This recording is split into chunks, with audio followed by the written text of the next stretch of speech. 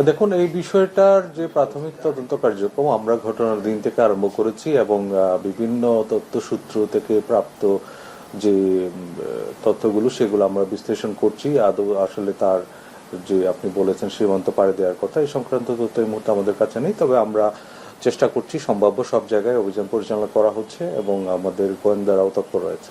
শনাক্ত যে করেছেন, তো মানে এখানে তো দুইজন ছিল, তো সেক্ষেত্রে দুজনকে শনাক্ত করতে পেরেছেন না শুটারকে শনাক্ত করতে পেরেছেন? যাকেই শনাক্ত করেছেন তার সম্পর্কে যতটুকু জেনেছেন আমাদের একটু বলেন। প্রধান সন্দেহভাজন যিনি, তাকে সিসিটিভি ফুটেজ বিশ্লেষণ করে শনাক্ত করা হচ্ছে এবং এর সাথে আরো কারা কারা জড়িত আছে সেই তাদের বিষয়েও কাজ করছি আমরা। পলিটিক্যাল কোনো আছে কিনা, কি পলিটিক্যাল কিলিং কিনা বা কোনো মোটিভ জানা গেছে কিনা, মোটিভ জানা গেছে কেন হত্যা করা হলো এবং সাদিক ওকেই কেন টার্গেট করা চেষ্টা কেন হলো, এটা একটু কেন ওসমান হাদি টার্গেট ছিল, কি বোঝা যাচ্ছে আপনাদের?